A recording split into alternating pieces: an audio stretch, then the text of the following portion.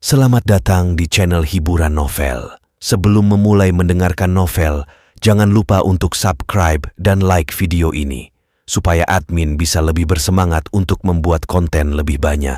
Terima kasih. Bab 461 dan ke-462. Brent Silva menggelengkan kepalanya sambil menghela nafas, lalu berbalik dan pergi. Huff. Simon dan Lillian juga menghela napas. Jika si sampah Harvey tidak ikut ke Bakut, perceraian antara dia dan Mandy akan terjadi. Dan Mandy bisa menikah dengan Brent. Seluruh keluarga akan menjadi kaya raya. Tapi sekarang, bicara apapun tidak ada gunanya. Brent berjalan di depan mereka, mengucapkan hal yang memicu Wang ingin muntah karena muak. Setelah pesta berakhir, semuanya ayo kita ke villa baru kita. Kami Zimmer harus benar-benar mengobrol, membicarakan perkembangan di Bakut dan perjamuan besok. Kalian semua harus mendengarkan karena ini bermanfaat bagi kalian semua. Dan Tuan Brent, dengan rendah hati aku mengundangmu untuk ikut juga. Kakek Zimmer mulai mengatur pertemuan. Simon dan Lillian memandang kakek Zimmer dengan penuh semangat. Terutama Simon, bisa berada di lingkaran dalam keluarga Zimmer telah menjadi ambisinya sejak lama. Dia sendiri berharap untuk berpartisipasi dalam acara malam itu. Kakek Zimmer menatapnya dengan jijik dan berkata, "Benar Simon, kau dan keluargamu harus kembali ke rumah." Simon ragu-ragu. "Ayah, kau apa? Kami tidak membutuhkanmu di sini. Dan karena menantumu sangat aktif, aku takut dia akan mengotori villa baruku ketika dia sampai di sana." Kakek Zimmer berkata dan pergi bersama semua orang. Sebelum pergi, Zack dan Quinn berjalan menuju Harvey dan tertawa. "Pangeran Yok, jangan mengecewakan kami besok malam. Bagaimanapun juga, kau adalah Pangeran Yok yang bermartabat. Jika kau tidak bisa masuk besok, jangan berani-berani bilang bahwa kau adalah menantu keluarga Zimmer. Kita tidak mau dipermalukan karena ini." Zack dan Quinn menunjukkan ekspresi sarkastik saat mengucapkan kata Pangeran Yok. "Menantu numpang ini lucu. Apa dia tidak takut mati? Menyebut dirinya Pangeran Yok?" Brent menoleh dan dengan dingin berkata, "Wakil Chael Zimmer, kadang lelucon sebaiknya tidak perlu diucapkan. Tidak apa-apa kau mau bicara apapun sekarang, tapi jaga mulutmu besok malam. Jika tidak, kau akan menyeret semua orang." Ya, Tuan Silva benar." Zack mengangguk lalu menatap Harvey dengan marah. "Sialan! Apa kau dengar itu? Jika kau tidak bisa masuk besok, enyalah. Jika kau berani menyebut dirimu Pangeran Yo di depan orang untuk menipu mereka, aku akan menghajarmu sampai mati." Harvey dengan tenang berkata, "Belum ditetapkan siapa yang tidak bisa masuk besok. Ya. Lihat saja. Kita akan lihat siapa yang terakhir tertawa." Zack dan Quinn saling memandang dan tertawa terbahak-bahak, lalu mereka berdua pergi. Yang lain juga telah meninggalkan aula dengan senang, hanya Mandy yang menghela nafas. Dia tampak muram.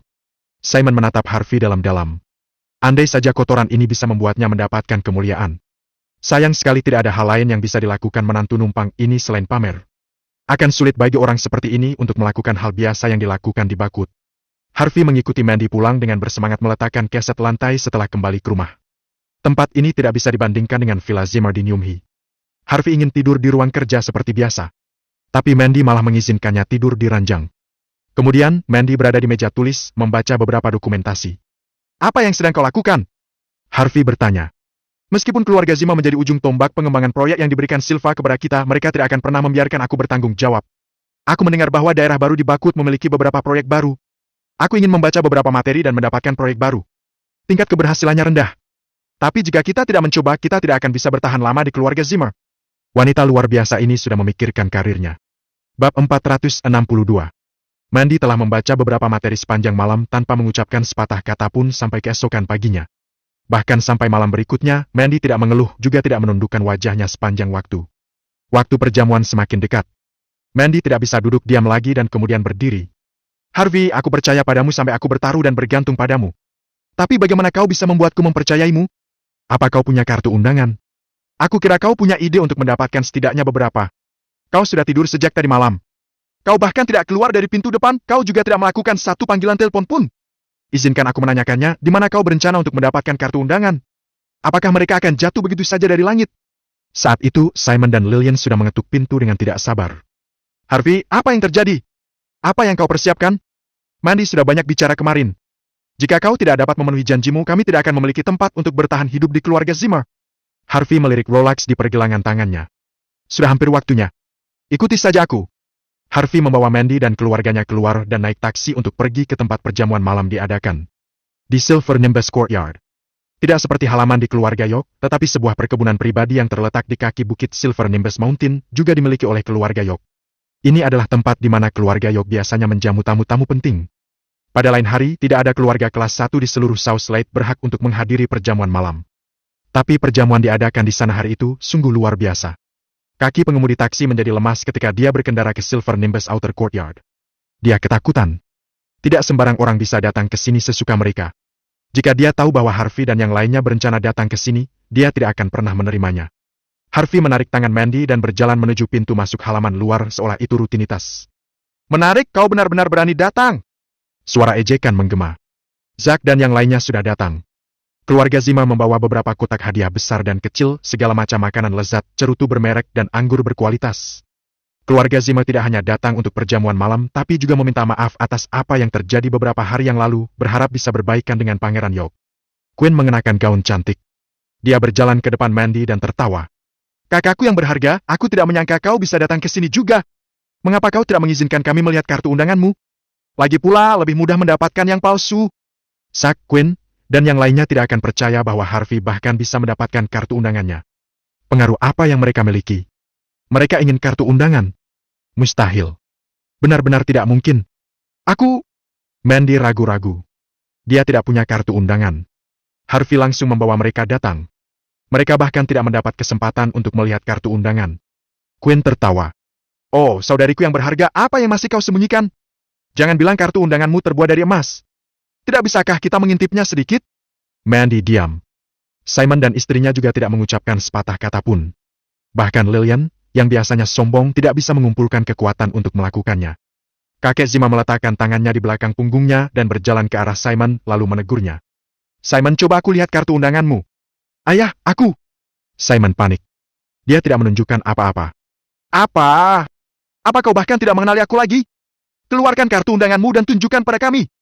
Kakek Zima berkata dengan marah sambil mengerutkan kening. Simon mengucurkan banyak keringat. Dia hanya diam dan mengatakan yang sebenarnya pada saat itu. "Ayah, kita tidak punya kartu undangan. Harvey yang membawa kita ke sini." "Hahaha." Zack dan Quinn tertawa terbahak-bahak. Bab 463 dan ke-464. Kakek Zima menghela nafas. "Kukira setidaknya kau ada kemajuan sedikit setelah belasan tahun lebih di Bakut. Aku tidak menyangka kau sebodoh ini. Aku benar-benar malu punya anak laki-laki sepertimu.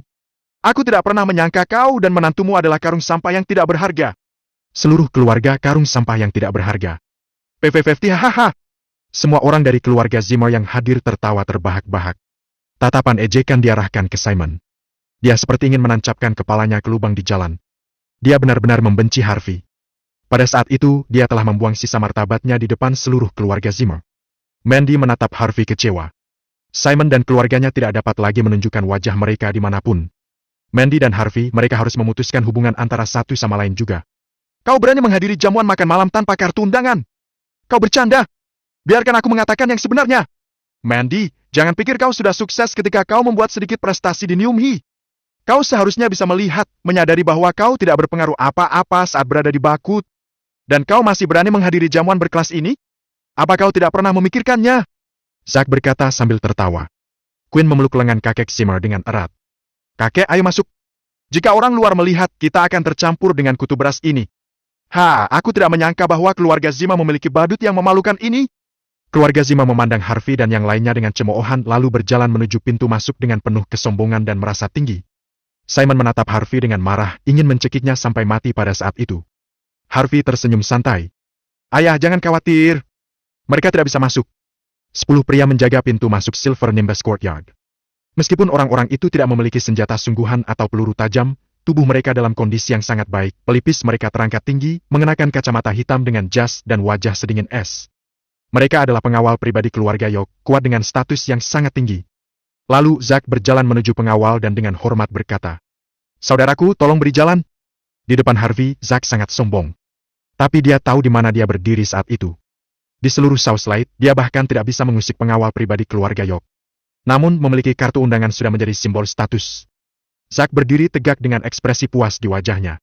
Berapa banyak orang yang bahkan bisa muncul dengan 10 kartu undangan sekaligus. Ini juga pasti menyeratkan status dan identitas keluarga Zimmer di Bakut. Para pengawal terkejut dengan kartu undangan itu. Mereka semua berkumpul dan membaca kartu undangan dengan seksama dan ketat. Tetapi setelah beberapa saat, seseorang yang terlihat seperti kapten terlihat galak. "Meskipun kartu undangannya asli, statusmu tidak cukup tinggi. Aksesmu ditolak." "Apa?" Zack dan yang lainnya mengira mereka salah dengar. Quinn dengan angkuh berkata, "Tidak mungkin! Ini adalah kartu undangan yang diberikan oleh calon mertuaku, para Silva, bagaimana mungkin ini palsu?" Zack dengan lantang berkata, "Ya, apa kalian yakin tidak salah? Kartu undangan ini dikirim kepada kami oleh manajer York sendiri." Di saat yang sama, Zack langsung menelpon Brent Silva. "Tuan Silva, kami tepat di pintu masuk jamuan makan. Mereka tidak mengizinkan kita masuk. Bisakah kau membantu kita mengatakan sesuatu?" Klik. Bahkan sebelum Zack selesai bicara, tongkat listrik diarahkan tepat di depan kepalanya. "Apa kau tidak mengerti? Statusmu tidak cukup tinggi. Kau tidak diizinkan masuk." Zack gemetar di depan tongkat listrik, dia hampir pingsan. Bab 464. Tetapi ketika Zack sadar Harvey berdiri tidak jauh darinya, dia tidak bisa goyah. Dia menggertak dan berkata pelan, "Coba saja kau sentuh aku. Apa kau tahu siapa aku? Keluarga Zimmer adalah orang-orang yang diundang Pangeran York ke perjamuan. Dia berjanji untuk datang. Apa kau berani melewati Zimmer seperti ini? Kau hanya seorang pengawal." Plak. Orang yang tampak seperti kapten itu memukul Zack dengan punggung tangannya ke wajah Zack dan segera membuatnya tidak sadarkan diri. "Jika kau tidak pergi sekarang, jangan salahkan aku atas apa yang terjadi selanjutnya," kata kapten dengan dingin. Para Zimmer gemetar ketakutan. Mereka menarik Zack pergi bersiap untuk kabur. Tidak jauh dari situ, Simon melihat itu dan merasa semangat kembali. "Harvey, kau benar. Mereka tidak bisa masuk." Harvey tersenyum dan memegang tangan Mandy. "Ayah ibu, kita harus masuk." "Jangan. Apakah kau tidak takut mati? Bahkan kartu undangan dari Silva tidak cukup untuk membiarkan yang lain masuk. Apa yang membuatmu berpikir bahwa kami bisa masuk?" Simon dan istrinya biasanya adalah orang-orang yang sombong dan mendominasi. Mereka mengaku tidak takut dengan apapun yang menghampiri mereka, tetapi pada saat itu, mereka ketakutan sampai-sampai mereka sedikit menggigil. Wajah Cynthia sepucat hantu. "Kakak ipar, kau bercanda?" Mandy juga mengerutkan kening. "Harvey, tidak perlu jika kau hanya gengsi. Lagi pula, kita bahkan tidak punya kartu undangan." Harvey tersenyum. "Bukankah kita bercerai jika kita tidak bisa masuk? Aku harus mencoba, bukan?" Melihat Harvey begitu santai, Mandy telah membangkitkan keberaniannya tanpa alasan.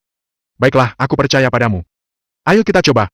Secara tidak sadar Mandy memegang tangan Harvey saat berbicara, tetapi tangannya gemetar pada saat itu.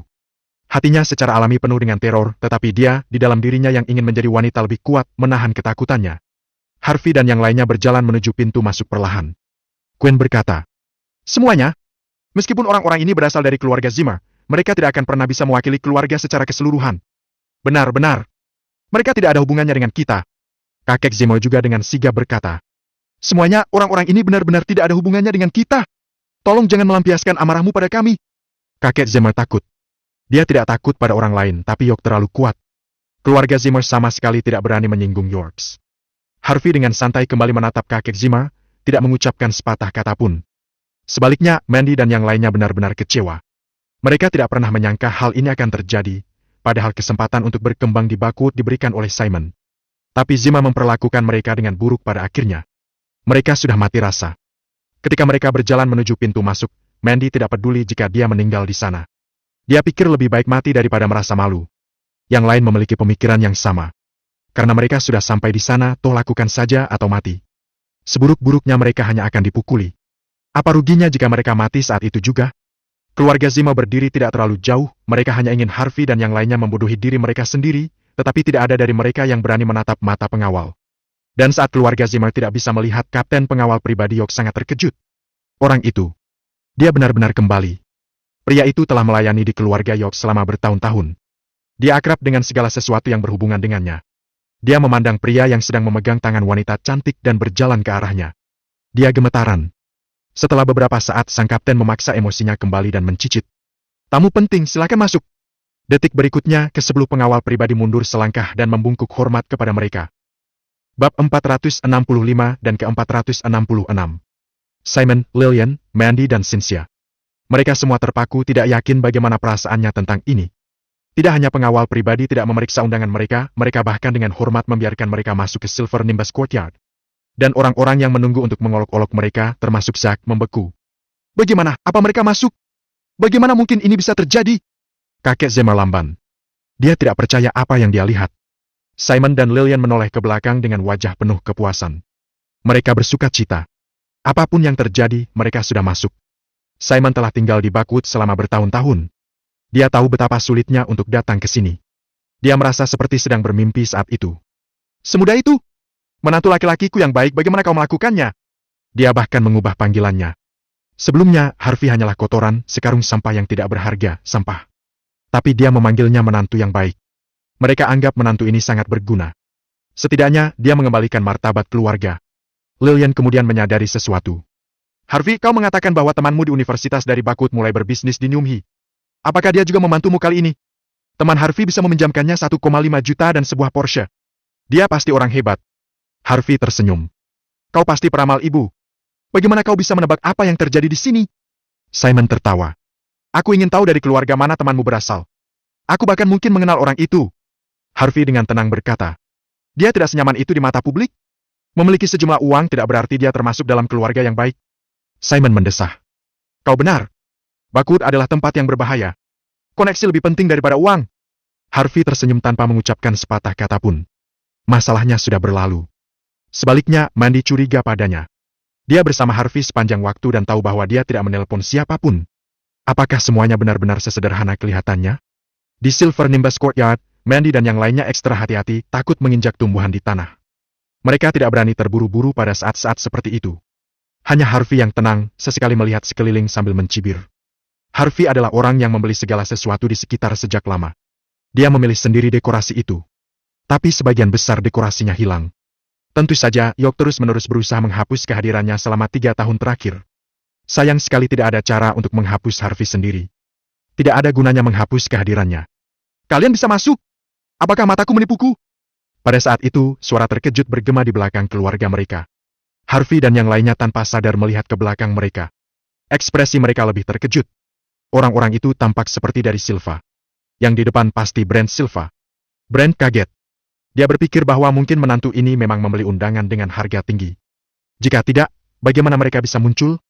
Kenapa kita tidak bisa masuk? Cynthia bertanya. Brent melirik Cynthia sekilas dan membuang muka lalu terkekeh. Kau memang mampu. Tapi tidak peduli bagaimana kau mendapatkan undangan, tidak sembarang orang bisa masuk ke tempat itu cuma-cuma. Kelompok sosial ya kan? Orang-orang kelas atas memiliki kumpulan sosial kelas atas, tetapi kau orang-orang di Baku tidak masuk hitungan. Memaksakan dirimu ke dalam perkumpulan. Aku akan membuatmu menunjukkan warna aslimu hanya dengan mengucapkan satu kalimat coba saja. Terima kasih telah mendengarkan cerita novel. Sampai ketemu kembali di video berikutnya.